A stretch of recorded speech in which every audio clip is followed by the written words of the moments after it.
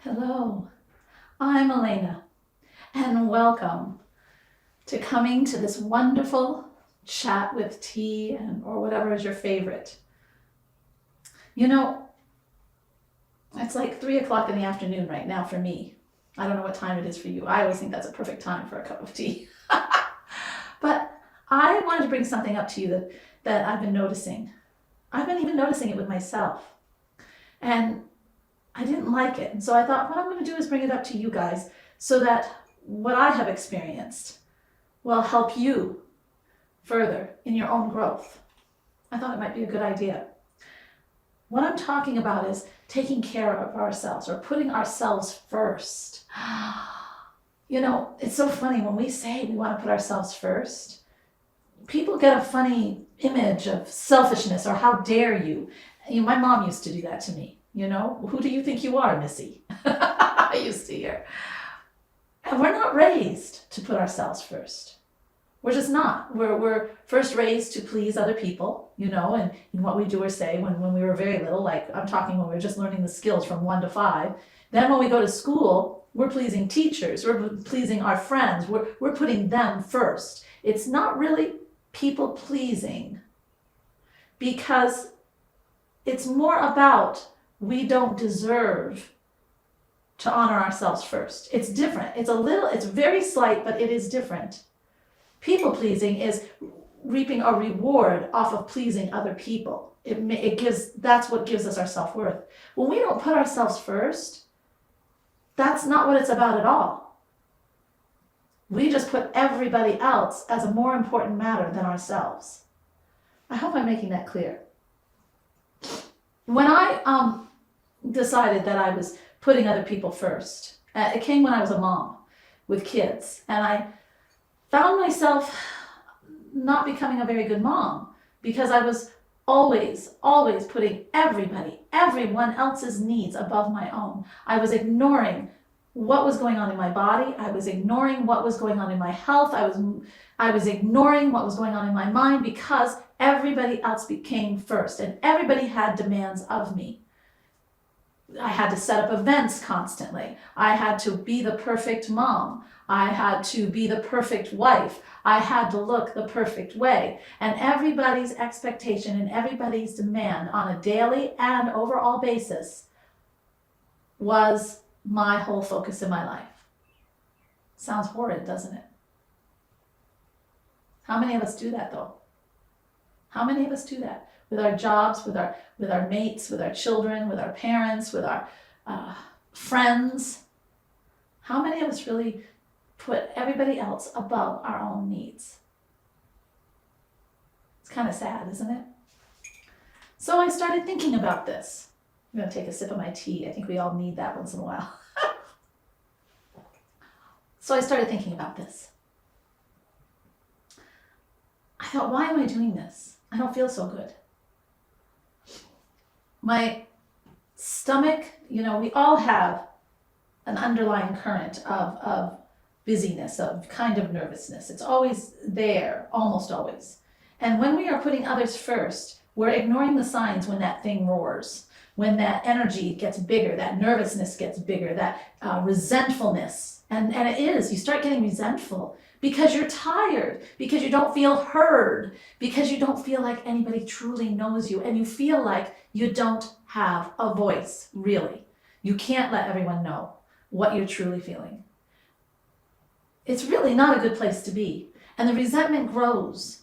And I saw it growing with everything I was doing. And that's why I wasn't a good mom. And everything I was doing it wasn't for them in the end. That's what's so funny. We're taught not to put others first, but then that first isn't real because we're not up to the task. We're not feeling our best. We're not filling our own cup to be able to give it in authenticity, vulnerability even, and shine the light that is inside us. We're too busy not feeling worthy of being first, to take care of what we need to take care of, to be that wonderful person, that wonderful mom, that wonderful mate, that wonderful person at her job or his job. putting ourselves first is probably the most important step we can start. Because not only does it open us up, but in the beginning, it actually gives us this incredible feeling of listening to ourselves, of getting ourselves into a place of really listening to our intuition, listening to our wonderful body. When that little sea down below of anxiety starts to roar, we can quiet it.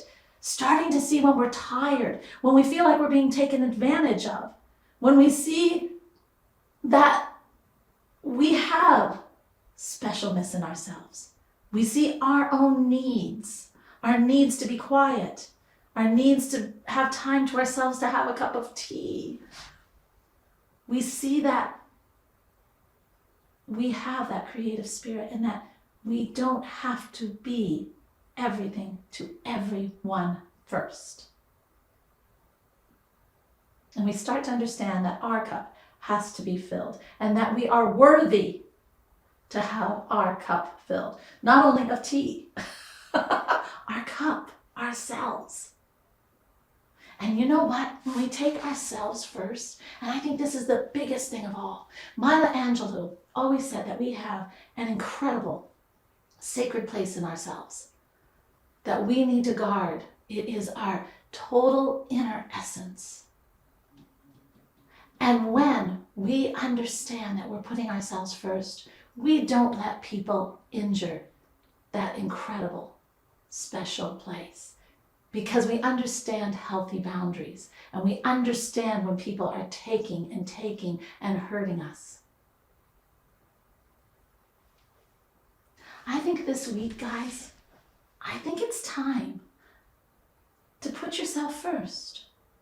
A great way to do that is just set up your own sacred space like I have here. Have your cup of tea. Everybody might say, hey, we need you here. We want you here. Not now. Not now.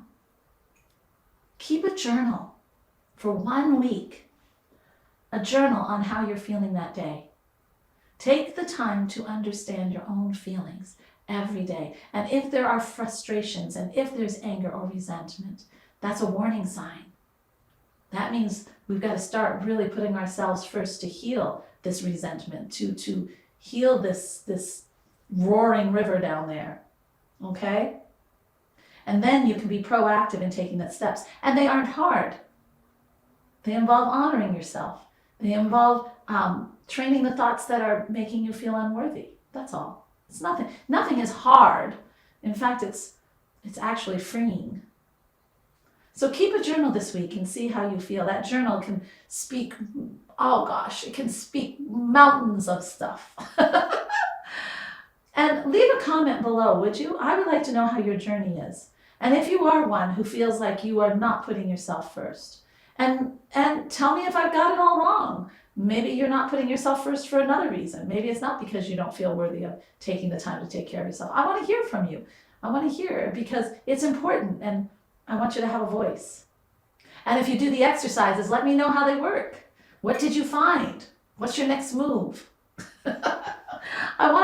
I really want to hear from you because I want to see that there is some growth or some want for taking back that power you have. It's important. So click and like all this information if you like, so you can subscribe and get notifications. And comment below and let me know where you're at. Or if you have questions, because I'll answer them. Okay. Have a wonderful day and enjoy your tea or coffee or water. Okay? Just be at peace. Namaste. Thanks for watching. Don't miss out on a single thing. Subscribe below. And here's something else I think you'll enjoy. Namaste.